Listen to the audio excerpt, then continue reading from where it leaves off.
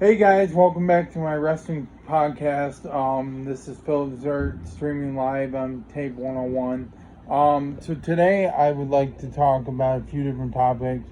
I've been watching a lot of the wrestling product lately, mainly involving Friday Night SmackDown on Fox.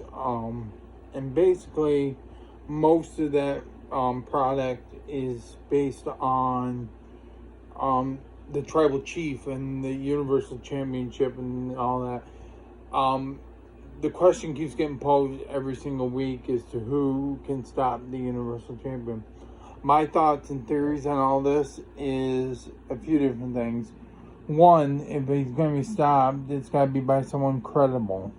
And two, if they're going to take the title off of Roman, I would believe they want to do it with someone who actually deserves a shot.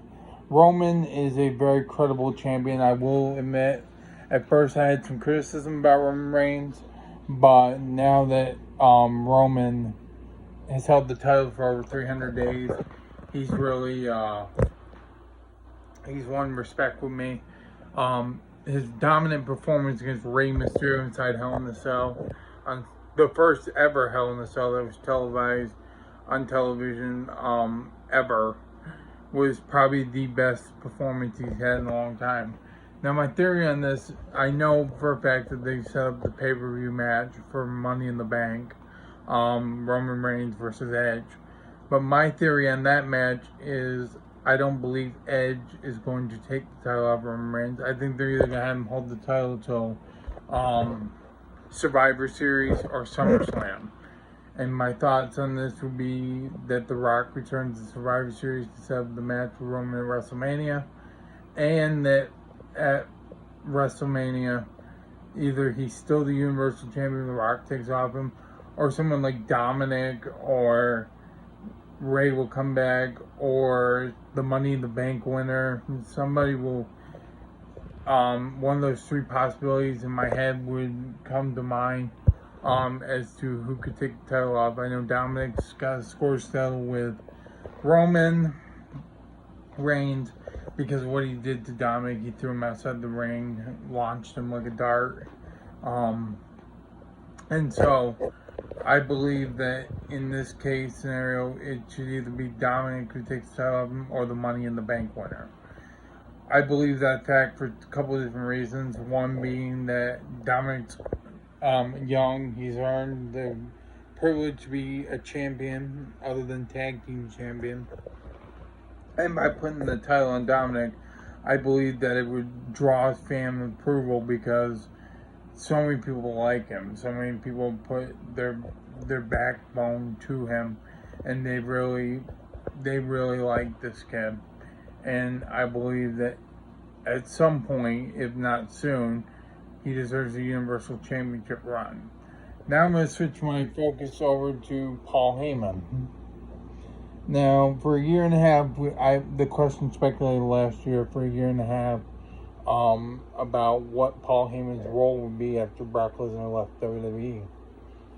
And when he joined forces with the Tribal Chief and the Universal Champion, Roman Reigns, I was very shocked because I should have seen it coming, but I didn't. It was probably the best thing, but for Paul's career and for everyone who watches the program, it was probably the best thing that could happen on live television because it's made Roman a better person as a competitor, as an on-screen person, and his promos are just solid on with Paul there. I think Paul works with Roman during the week to get his promos on track and to get his movement on track. He works around the clock with Roman, I believe, in order to figure out promo stuff, and then the backstage creative that WWE has put up. So there's three personalities right now that I know of that run WWE's backstage creative process. It's Bruce Pritchard, John Laurinaitis, and Vince McMahon. So those three are the main three backstage people who run WWE, Raw, and SmackDown every week. And their promo work with Roman Reigns and Paul Heyman by his side is just beautiful. It's excellent work. It's excellent creativity. Now I'm gonna go to the Raw side of things, and we got Bobby Lashley, our WWE champion, the Almighty. So a few things about Bobby Lashley is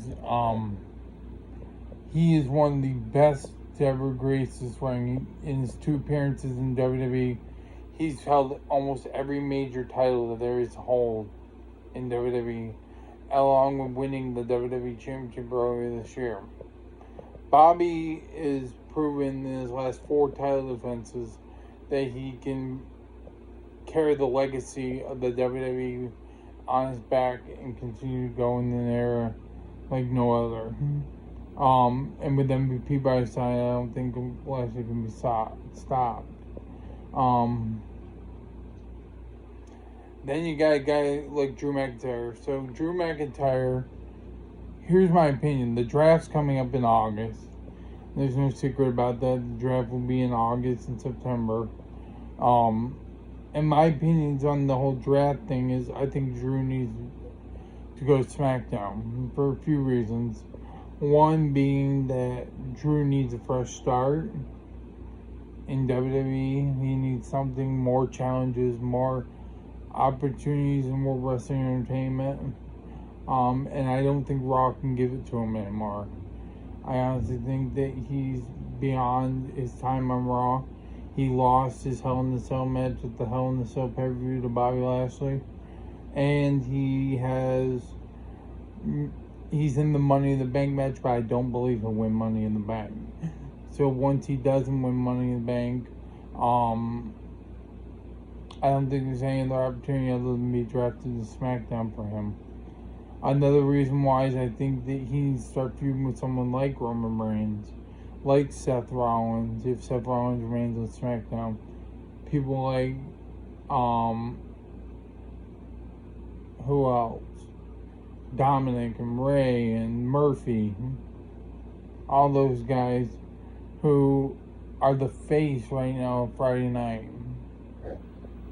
And my other opinion about Dominic and Ray, obviously they'll be defending the tag team titles at one point, but my hope out of all the draft stuff is that they remain on SmackDown, because they can grow and build as a talent if they remain on SmackDown. I will be watching the draft and obviously posting a podcast about the WWE draft at some point here in the future,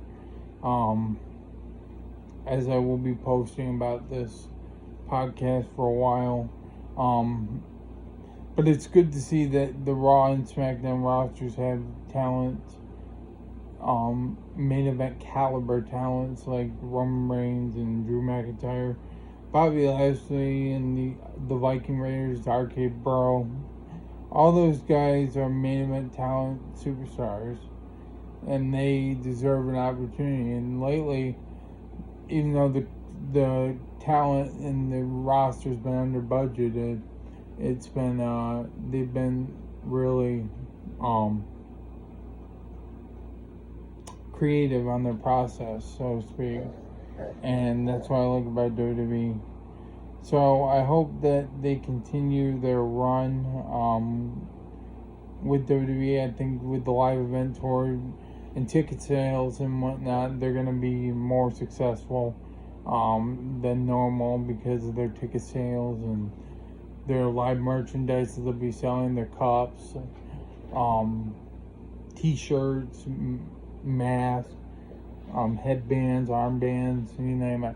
With all that stuff being sold again and them coming back live to WWE programming each and every week, I think that Vince will get some of his money back for the products he lost in the pandemic.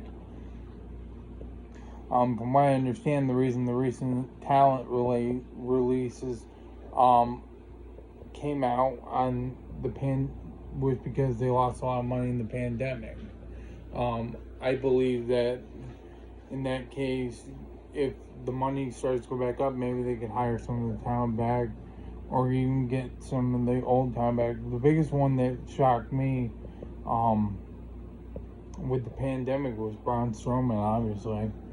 He was in the main event picture of WrestleMania Backlash, and then right after WrestleMania Backlash, Braun was gone. So it was a big shock to someone like me to see him go, because he's a creative guy.